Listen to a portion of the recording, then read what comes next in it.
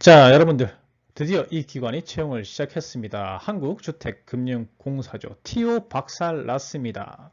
자기소개서 접부입니다. 그래서 자기소개서 쓰는데 동기가 좀 많이 줄어들으셨을까요? 하지만 우리는 해야겠죠. 자, 그래서 지금부터 본격적으로 한국주택금융공사 자기소개서 한번 써보도록 하겠습니다. 제가 영상은 되게 빠르게 진행을 할 거예요. 그래서 제 블로그에 작성 예시는 다 나와 있습니다. 그래서 영상으로 한번 보시고 이해하신 다음에 그 블로그로 가셔가지고 작성 예시들을 보고 직접 써보시면 좋을 것 같아요. 자, 오프닝에서 말씀드렸던 대로 자기소개서는 서류 전형에서 평가되지 않습니다. 적부심사죠. 자, 뭐 허용 글자 수의 30% 미만 자체가 불성실 기재라고 돼 있지만은 70% 이상 작성하는 걸 추천드립니다. 면접 때 활용될 때 자기소개서가 좀 많이 비어 있으면 안 좋은 영향을 끼칠 수 있기 때문이죠. 그래서 70% 이상으로 작성하실 걸 추천드리고요. 그 다음에 블라인드. 자, 이제 지겹습니다. 이거 말씀드리기가 블라인드 꼭 지키시는 거 제 블로그에서 블라인드 관련한 글을 읽으시면 되겠죠. 자, 그리고 두괄식이 아니라 양괄식 작성이라고 매번 말씀드리고 있습니다. 중요 내용은 두괄식으로 작성하고 끝에 요약까지 적는 거. 이번에 자기소개서 항목 글자 수 제한을 보니까 700자더라고요. 그래서 글자 수 여유가 있으니까 꼭 양괄식으로 작성하시는 걸 추천드려요. 그리고 제가 정말 좋아하는 자기소개서 양식입니다. 직무 능력 기술서가 있습니다. 자, 말 그대로 직무 능력을 보여달라는 건데, 이력서, 자, 만약에 이 입사 서류를 인쇄를 했을 때, 이력서 다음에 이 직무 능력 기술서가 바로 나오게 될 겁니다. 면접관들이 보게 될 때. 그러면은 똑같은 내용을 적을 필요가 없겠죠. 그래서 직무 능력을 보여주되 이력서에 없는 걸로다가 적으시면 됩니다. 자, 지금 요번에 이력서를 보시면요. 써보신 분들은 아시죠? 교육상, 자격증, 경력 및 경험사항이 5개로 제한되어 있어요. 자, 그래서 미처 쓰지 못한 교육상, 자격증, 경력 및 경험으로 작성하시면 되겠죠. 형태 같은 경우에 일반적인 자기소개서의 형태보다는 이력서와 결을 맞춰가지고 보고서 형태로 작성하는 게 좋습니다. 면접 시 활용에 용이하도록요. 가독성을 높이고요. 자, 이유는 뭐냐면 이번에 주택금융공사 같은 경우에 면접 전형이 굉장히 다양해요. 지금 PT도 있고 토론도 있고 심층 면접도 있어요. 이러면 심층 면접 시간이 굉장히 짧을 수가 있습니다. 그럼 어때요? 면접관들 책상 위에 이력서, 자기소개서, 뭐 인성검사지부터 시작해서 직무기술서, 면접평가 가이드, 면접평가 자료 이렇게 엄청나게 많이 올라와 있는데 자기소개서를 미처 다 보지 못할 가능성이 큽니다. 그러면 여기까지 직무능력 기술서까지 확인하는 경우가 많겠죠. 그래서 이 면접관들이 평가하기 편하게 해주는 것도 좋은 평가를 받는 방법입니다. 그래서 보고서 형태로 작성하시는 걸 추천드려요. 그래서 작성하시는 형태 같은 경우에는 뭐 정해진 건 아니에요. 자유롭게 하면 됩니다. 그래서 뭐 예시를 보여드리면 자격증 같은 경우에 자 이렇게 명칭 쓰고 분류는 자격증이고 발급 기관은 이렇게 된다. 그래서 이 자격증이 보여줄 수 있는 능력은 요거고 그 다음에 주택금융여신심사 요 업무 분야에 도움이 될 것입니다. 자 이렇게 하는 거고요. 이렇게 보고서 형태로 작성하면 좋은 점은 글자 수도 아낄 수 있겠죠. 그리고 교육사항 같은 경우에도 뭐 분류교육, 자 이렇게 명칭 쓰고 시행기관, 그 다음에 이수시간 굉장히 중요합니다. 자, 뭐 시수 같은 거 적어 주시고 교육 내용 어떤 걸 받았다, 그리고 역시나 업무 분야가 어떤 거와 관련이 있다, 이렇게 작성해 주시면 되겠죠. 경험 같은 경우에도 분류를 이렇게 경험으로 하고 그 다음에 근무 회사 당연히 적어 줘야 되고요. 그 다음에 이제 직책하고 직무, 자 지금 이력서 상에 있는 이제 양식을 그대로 그냥 가져온 겁니다. 그래서 주요 업무가 이렇게 된다. 그래서 습득한 능력은 이걸 바탕으로 해서 이렇게 습득을 했다. 이런 형태를 취할 수가 있겠죠. 그리고 이력서와 똑같은 형태가 아니더라도 지금 질문상에 보면은 그때 역할하고 행동하고 주요 성과 같은 걸 기재해 달라고 얘기를 했잖아요. 경험 같은 경우에. 그래서 이 시킨 대로 그대로 이렇게 기술을 하셔도 됩니다. 그래서 뭐 기간 적고 기간하고 습득 능력 정도만 추가를 해주면 되겠죠. 그래서 지금 보시면은 이력서상에 경력하고 그 다음에 경험하고 같이 적을 수가 있어요. 근데 증빙 여부가 적혀져 있죠. 그래서 여러분들이 증빙할 수 있는 거 위주로 해서 이력서에 적으시고요. 증빙할 수 없는 경험 사항이나 경력 사항은 이 밑에다가 적으시는 게 좋겠죠. 직무 능력 기술서에 적으시는 게 좋겠죠. 그래서 꼭 뭐 4대 보험하고 그 다음에 경력 증명서가 있지 않아도 경력 증명을 할 수 있는 방법은 있습니다. 그래서 경력 사항은 웬만하면 이력서에 적으시는 게 좋습니다. 4대 보험 안 되고 경력 증명서 발급이 안 될 경우에 어떻게 인정을 받는지는 제 컨텐츠 중에, 제 블로그의 글 중에 있습니다. 유튜브 영상 중에도 있고요. 그래서 그런 영상을 참고하시면 될 것 같아요. 자, 그러면 본격적으로 항목 분석하고 적어봐야겠죠. 자, 또 지원 동기입니다. 기관마다 안 빠집니다. 지겹습니다. 왜 물어보는지 모르겠습니다. 하지만 우리는 적어야죠. 우리가 뭐 지원 동기 하면은 이제 여러분들이 많이 쓰시는 패턴들이 있어요. 이런 것들이죠. 자, 국가와 사회를 위해서 마더 테레사형. 지나가다 보니까 집에 가깝더라. 자주 보이더라. 그래서 호감이 갔다. 내비게이션형. 그 다음에 우리 선배 중에 선배가 이 기관에 들어왔는데 좋게 얘기하더라. 선배가 그러면 다른 기관 간 선배들, 다른 업체 간 선배들은 안 따라가나요? 그래서 이렇게 적으실 바에 안 쓰시는 게 맞습니다.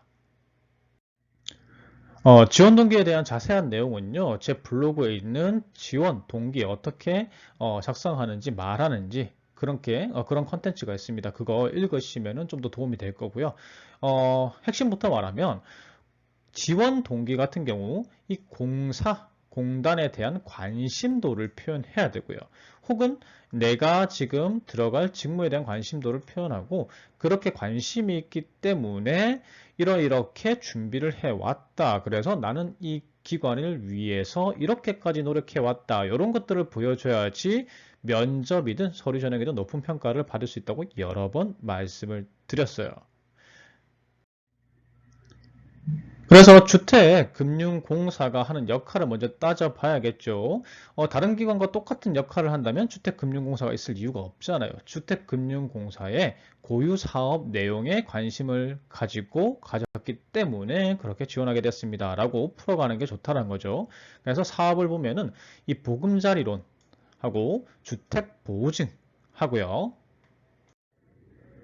그 다음 주택연금 하고요. 그 다음에 유동화 증권 이렇게 이제 사업들이 있습니다. 설명들은 제가 굳이 설명 안 해도 홈페이지 가서 읽어보시고 자료 찾아보시고 충분히 숙지하신 다음 작성하셔야겠죠. 그래서 이런 자료들을 조사하고 써보면 플러스는 이렇습니다. 첫 번째, 관련 분야에 대한 관련 사업에 대한 관심의 표현을 해야 됩니다. 그래서 뭐 제가 회사를 선택하는 기준은 두 가지입니다. 첫 번째는 뭐 신용보증 분야. 자, 이 분야가 주택금융공사와 관련이 있죠. 그래서 이 분야에 관심이 있습니다. 관심이 있다라고 얘기를 했으면 어떻게 해야 돼요? 여러분들 만약에 소개팅을 했어요. 그래서 소개팅을 했는데 연락처를 먼저 받았어요. 그래서 카톡 프로필에 그 사람이 뜹니다. 관심이 생겼죠. 그럼 여러분들 뭐 해요? 당연히 그 사람 프로필 열어볼 거고요. 사진 볼 거고 SNS 있는지 확인해 볼 거고 맞죠? 관심이 있으니까 그런 행동을 한단 말이에요.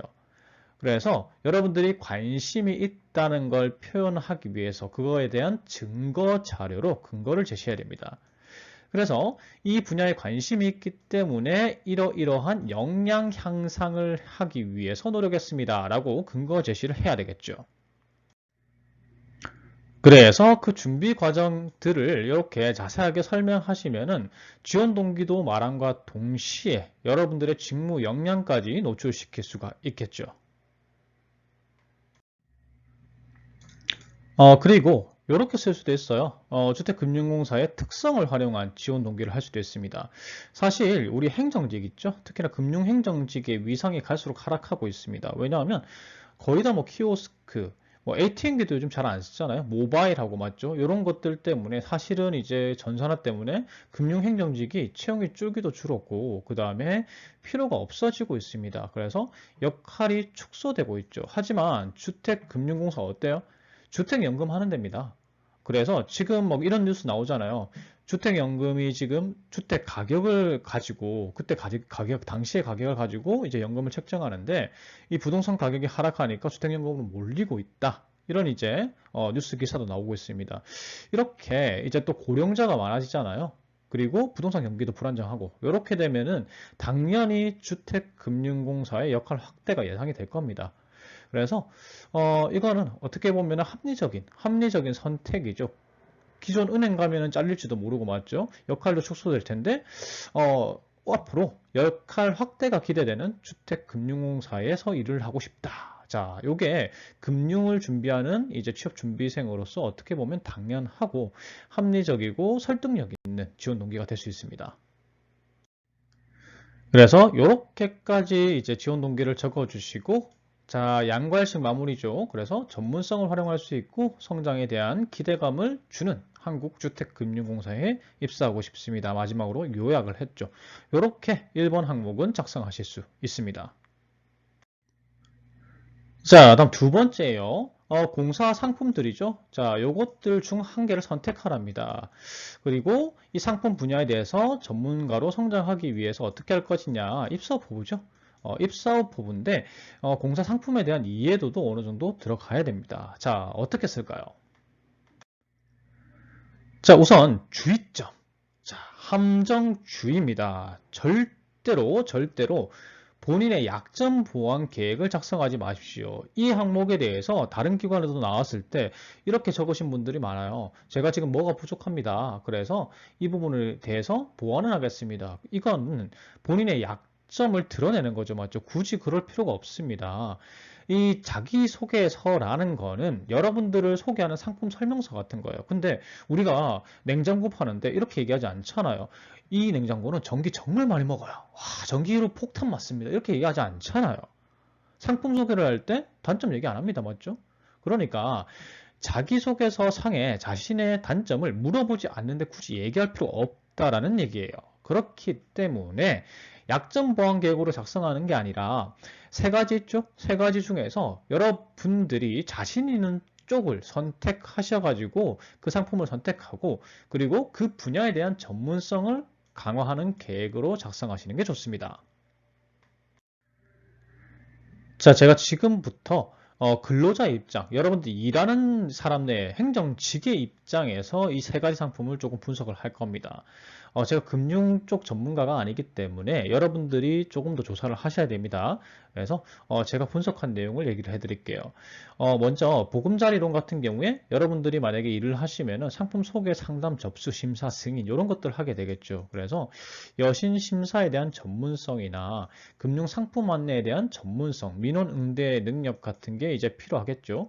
그러면은 이제 관련 자격은 펀드나 증권 같은 이제 상품 관련 자격증들이나 아니면은 오히려 이제 은행 텔러 같은 자격증이 도움이 될 수도 있습니다. 이거 같은 경우는 어쨌든 상품을 소개하고 맞죠? 안내를 하는 게 요지니까요. 뭐 뒷처리도 하는 거지만은 그래서 이런 자격증들을 가지고 있다라고 하면은 보금자리론으로 작성하시면 되겠죠. 주택 보증 같은 경우에는 전세 자금 대출하고 아파트 중도금 대출이 있습니다. 그런데 이 이제 보금자리론하고 좀 다른 점은 아파트 회사를 상대로 아파트 건설 자금을 대출해 준다는 거죠. 그러면 개인 여신 플러스 기업 여신, 그러니까 기업 분석하고 맞죠? 가치 평가하고 이런 것들이 좀 필요합니다. 그래서 뭐 재무제표 볼 수 있어야 되고 기업 분석할 수 있어야 되고 기업 회계 볼 줄 알아야 되고 이런 것들이 필요하겠죠. 그래서 뭐 재경관리사나 기업 회계 관련 자격증들을 좀 다수 보유하고 있다라고 하시면은 주택 보증 쪽으로 적어도 무방하겠죠. 마지막으로 이 주택연금 같은 경우에는 여러분들이 주택연금을 운용하는 거죠. 맞죠? 근데 아무래도 주택을 담보로 한 이제 연금의 운용이다 보니까 이 자산에 대한 맞죠? 자산이나 보험, 연금에 관련해서 지식들이 조금 필요하겠죠. 다른 것과 달리. 그래서 뭐 자산 관리 쪽 혹은 보험이나 연금 관련한 그런 전문적 지식을 평가하는 자격증을 부여하고 계신다면 주택연금으로 적으시면 되겠죠. 그래서 여러분들이 지금 가지고 있는 자격증들이 있을 겁니다. 이 자격증들을 기반으로 해서 3개 중에 하나를 선택한 후에 관련 전문성을 확보하고 관련해서 더 전문적인 지식을 확보할 수 있는 자기계발 계획과 더불어 가지고 작성을 하시면 됩니다. 혹시나 제가 상품 설명한 것 중에서 이 금융 좀 잘 아시는 분들 제가 틀린 내용이 있으면은 댓글로 수정 좀 부탁드릴게요. 자, 어떤 부분이 틀렸다라고 말해주시면 제가 참고해서 영상 수정 좀 하겠습니다. 자, 그래서 어떻게 적느냐? 첫 번째, 양괄식으로 관심이 있는 상품과 그 이유에 대해서 설명하시면 되겠죠. 그래서 뭐 제가 관심 있는 상품은 주택보증이다. 그래서 제가 가진 전문성을 가장 잘 활용할 수 있는 상품이기 때문입니다. 라고 아니면 자신 있기 때문입니다. 이런 표현 쓰시면 되겠죠. 그리고 이 상품에 관한 업무 수행을 할 때 필요한 능력들을 좀 명시를 해주면 됩니다. 그래서 뭐 주택보증은 이런 것들이 필요하다. 그리고 이런 능력들이 필요하다. 이렇게 이제 작성을 해 주시고요. 그 다음에 현재 내가 가지고 있는 보유 역량으로 이 업무를 잘 수행할 수 있다라는 걸 증명해 주는 걸 조금 적으시면 돼요. 뭐 자격증 같은 걸로. 그리고 이제 보완할 능력, 이제 자기계발 계획해야 되잖아요, 맞죠? 어떻게 발전시킬 건가 적어야 되니까 우선 그걸 적기 전에 내가 보완할 능력을 왜 필요로 하는가 기관에서. 그래서 뭐 이렇게 적을 수 있겠죠. 건설 경기 악화되고 부동산 경기 악화로 부실 채권이 많아질 거다. 그러니까 이 주택 보증 업무 채권에 대한 지식이 좀 필요할 거다라고 하고요. 그 다음에 보완 계획을 말씀하시면 됩니다. 자, 여기서 중요한 거는요. 뭐 2개 정도 말씀하시잖아요. 보통 맞죠? 어떤 거 할 거고요. 어떤 거 할 겁니다. 라고 얘기하시는데 반드시 하나는 지금 현재 하고 있다라고 말씀하셔야 됩니다. 자, 왜 그러냐면 할 것이다 라고는 누가 말을 못해요. 맞죠? 그런데 이미 하나 하고 있습니다. 지금 현재 제가 이 분야의 전문성을 키우기 위해서 지금 이미 하고 있습니다. 기관에 도움이 되기 위해서 이미 자기 개발하고 있습니다. 직원이 된 것 마냥. 이게 더 좋은 평가를 받을 수 있겠죠. 그래서 이미 하고 있다라는 걸로 한 가지 쓰시고요. 지금 추가로 자격증 뭐 준비하고 있는 거 있으면 그걸 말씀해서 또 무방하겠죠. 자, 그리고 뭐 하나 더 이제 뭐 여기서 중요한 건 이제 목표 기한 명시해 주시는 게 조금 더 구체적인 계획으로 들릴 수가 있습니다. 그래서 자, 이렇게 목표 기한까지 명시하면서 한 2가지 정도 역량을 키우겠습니다. 라고 기관에서 필요한 역량을 키우겠습니다. 하고 적으면 되고요. 그 다음에 마무리 양괄식이죠.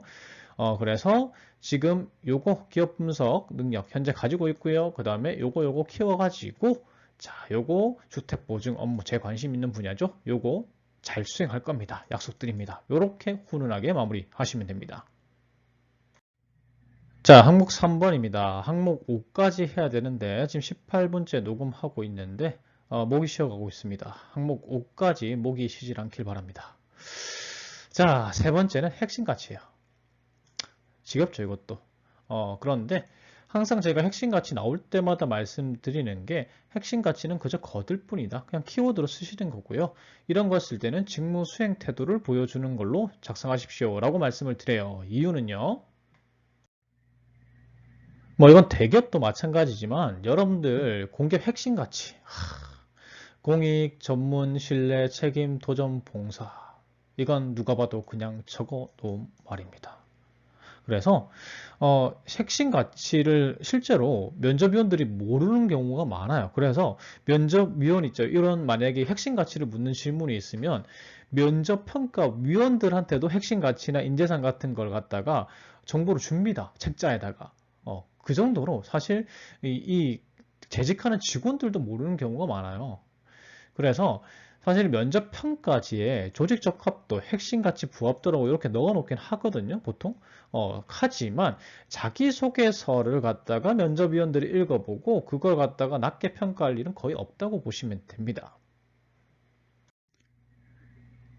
그래서 조금 핵심 가치에 대한 부담감을 조금 내려놓으세요. 자, 내려놓고 세 가지 키워드 중 하나를 선택해서 태도로 풀겠습니다. 직무 수행 태도요. 첫 번째, 전문성을 선택하시는 건 추천드리지 않습니다. 자, 이미 이번 자기소개서에는요, 직무 능력 기술서가 있습니다. 그러니까 직무 능력은요, 충분히 풀어냈어요. 자, 그렇기 때문에 전문성을 선택하면은 직무 능력이 향상으로 풀 수밖에 없잖아요, 내용이. 그러면 이미 이전에 직무 능력을 많이 했기 때문에 소스도 적고요, 맞죠? 쓰기도 힘들어요. 그래서 선택하지 않는 걸 추천드리고요. 공익, 이건 다른 기관에서도 절대 선택하지 않는 걸 추천드립니다. 이 공익이라는 게 그냥 단순 남을 위해서 배려한 게 아니에요. 공익이에요. 그러니까 공공의 이익이니까 대가 없이 남을 위해서가 아니고 사회를 위해서 공헌한 일을 얘기하는 게 공익입니다. 다수를 위해서. 그런데 이거 사례가 만만치 않습니다. 그래서 공익도 선택을 했을 때 별로 좋은 선택은 아닌 것 같아요. 그래서 제가 추천하는 건 신뢰예요, 신뢰. 신뢰를 얻는 방법은 여러 가지가 있잖아요. 신뢰라는 키워드는 핵심 가치는 거들 뿐입니다.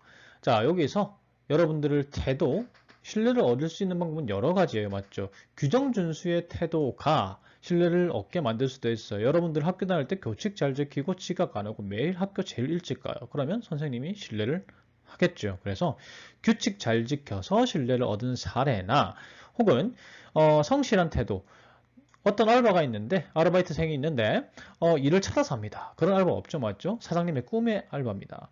그런데 그런 아르바이트생이 있으면 사장님들은 어때요? 당연히 신뢰하겠죠. 이런 적극적이고 더 나은 결과물을 위한 노력을 하는 사람들은 당연히 신뢰를 얻게 되고요.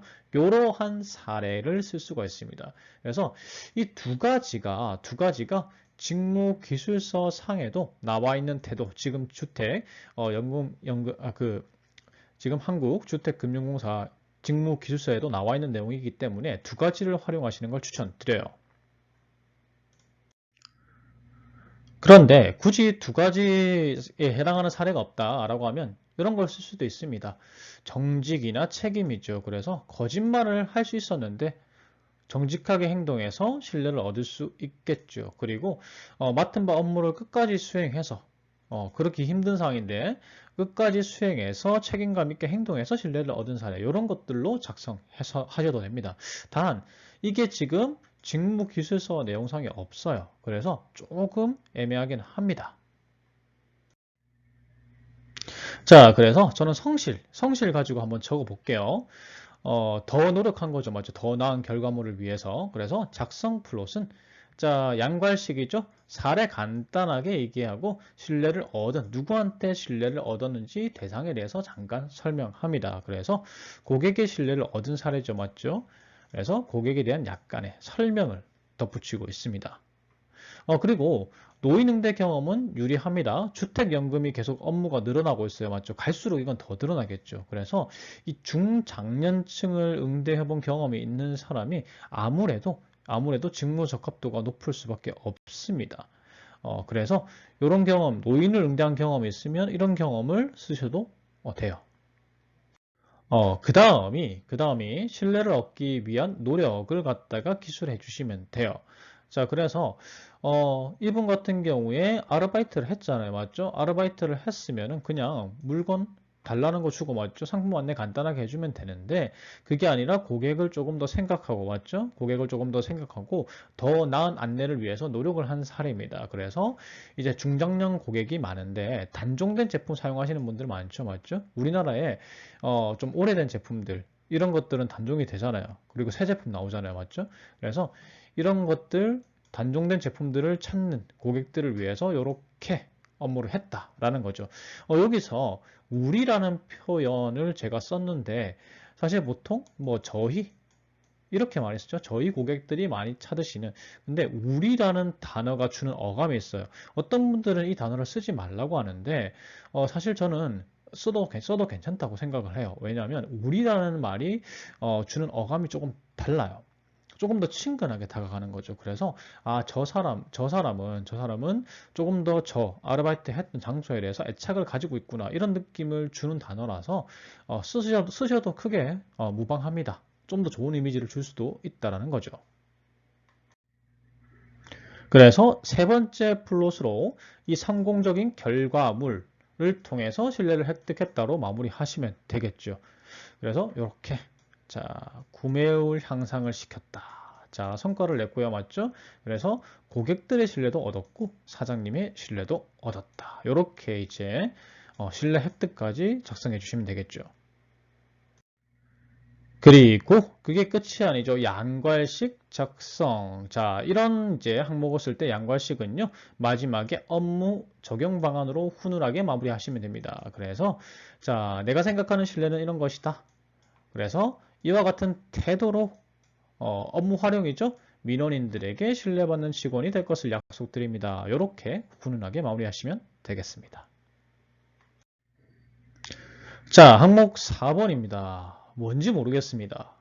아니, 공동의 성과 창출을 위해 본인이 특별했던 경험. 자, 이거 팀워크입니다.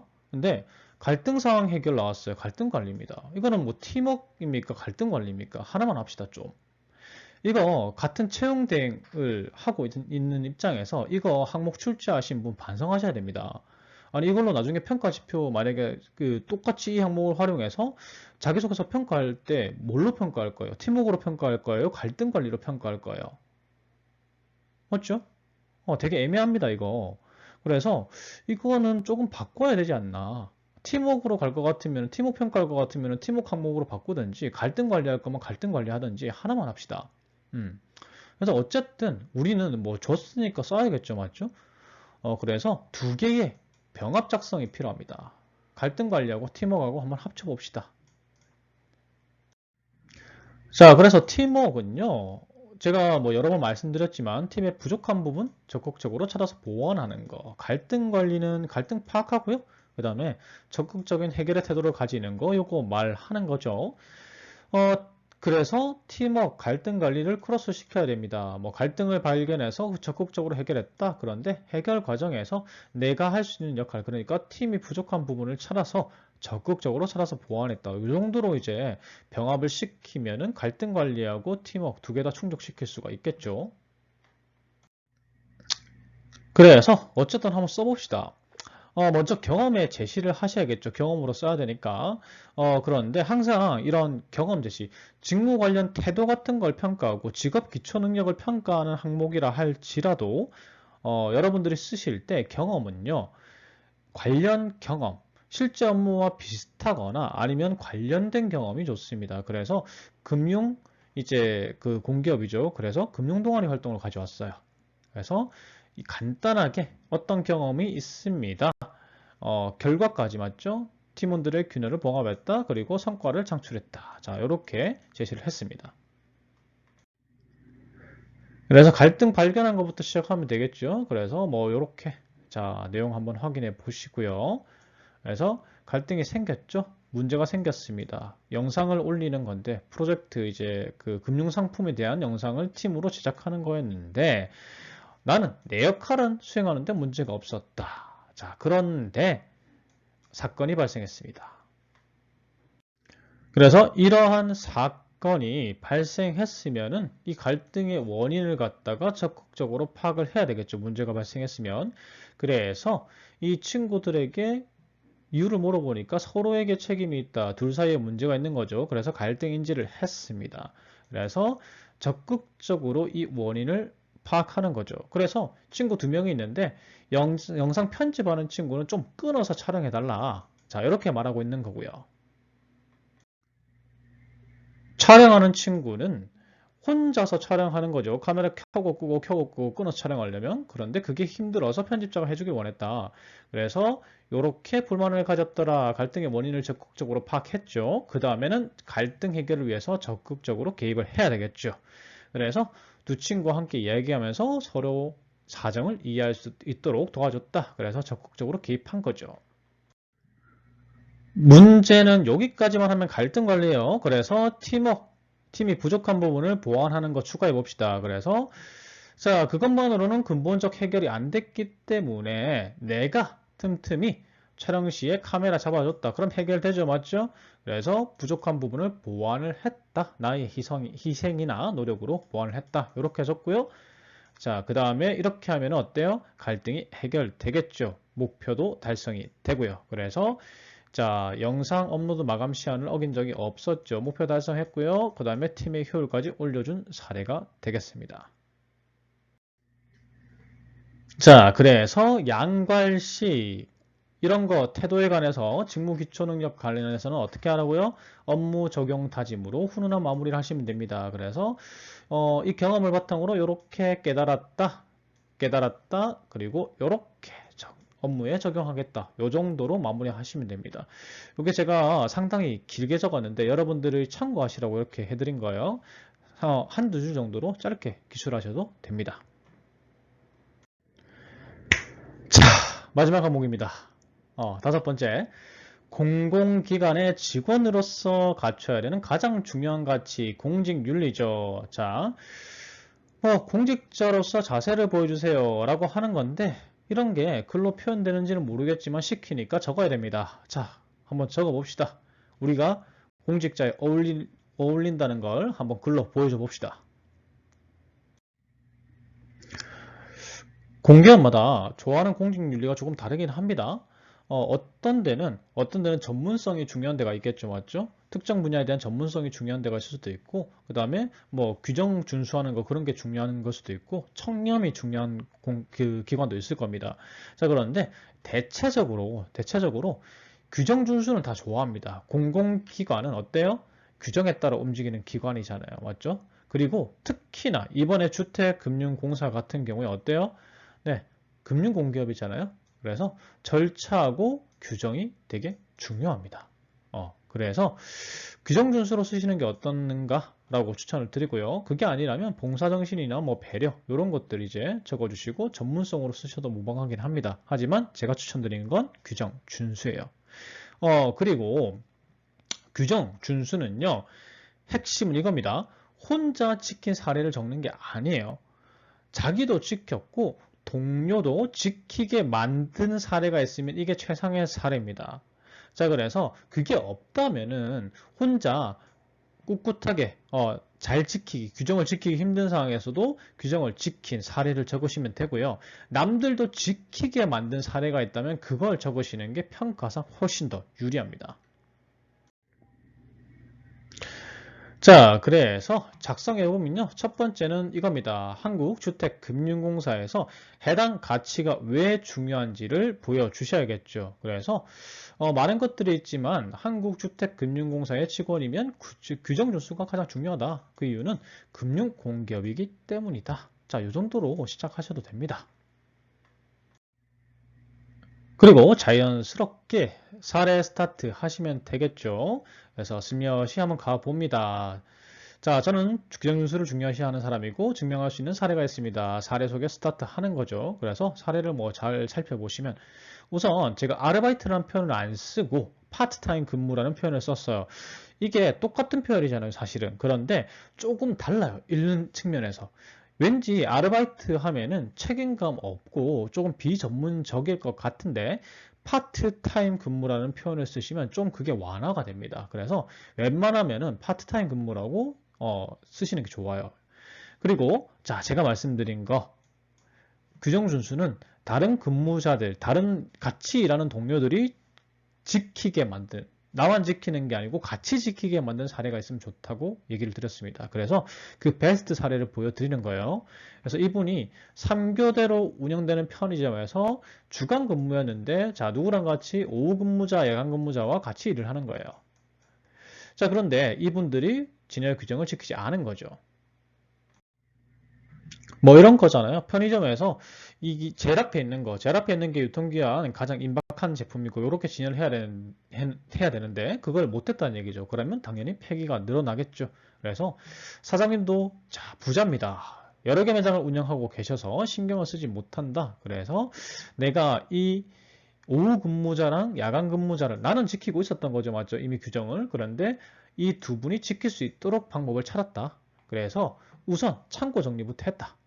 그래서 이제 흐트러진 재고들을 선입 전출의 규정대로 매일 정리를 했다라는 거죠. 자, 그 다음에 다음 근무자에게 압박을 갑니다. 자, 압박을 가하고요. 그 다음에 야간 근무자한테는 거의 대놓고 압박합니다. 일찍 출근해가지고 자, 이 위반한 진열 상품들 너 잘못했어 라고 이제 고쳐서 진열을 하는 거죠. 말로 하는 게 아니라 행동으로 보여주는 겁니다. 이렇게 해야 되네 라고. 그래서 당연히 이렇게 하면 성과가 나겠죠. 맞죠? 사람이면은 오후 근무자고 야간 근무자가 조금은 바뀔 거예요. 그래서 진열 규정을 지키는 빈도가 늘어났고 제품 폐기율 급감까지 성과를 이끌어냈다라는 거죠. 그리고 마무리는 어떻게? 양괄식으로 업무 적용 다짐으로 훈훈한 마무리를 하시면 되겠죠. 그래서 깨달았다. 그리고 생각한다.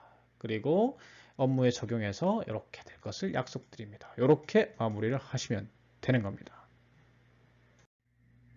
처음에도 말씀드렸지만 남들도 지키게 만든 사례가 없다라고 하면 어쩔 수 없습니다. 어쩔 수 없이 규정을 지키기 힘든 상황에서도 끝까지 규정을 지킨 경험으로 작성하거나 키워드를 변경해야 합니다. 자, 영상 보고 타이핑해서 적기 힘들죠? 제가 블로그에 정리해서 올려놨습니다. 그리고 영상 링크 하단에, 자, 하단 링크에 제가 블로그 주소를 남겨놨습니다. 관련 글을 주소를 남겨놨으니까 클릭하셔가지고 거기로 들어가셔서 자기소개서 예시 다 보고 작성하시면 돼요. 자, 그리고 지금 PT 면접하고 토론 면접 있죠? 이것도 제 블로그에 다 정리를 해놨습니다. 어떻게 이제 PT 면접 해야 되고 토론 면접 해야 되는지 관련 글이 있어요. 그리고 심층 면접 같은 경우 제가 공기업 빈출 질문 50개 분석한 내용 올려드렸죠. 맞죠? 이거 바탕으로 해서 연습하시면 되겠죠. 자, 그래서 제 블로그 보시면서 다시 한 번 더 복습하고 확인해서 마지막까지 작성하시길 부탁드리겠습니다. 자, 그리고 제가 중간에 조금 이제 인사 담당자들하고 그 다음에 채용 대행사를 좀 뭐라고 했죠, 맞죠? 이건 여러분과 저와 비밀입니다. 어디 가서 소문내시면 안 됩니다. 저도 채용 대행하는 입장에서 주택금융공사 제가 할 수도 있잖아요, 맞죠? 그리고 다른 채용 대행사로 이직할 수도 있으니까 자, 어디 가서 이런 사람이 이런 얘기를 하더라라고 퍼뜨리시면 안 됩니다. 자, 약속해 주시고요. 여러분들 잘 쓰셔가지고 지원 잘 마무리하시길 바랍니다.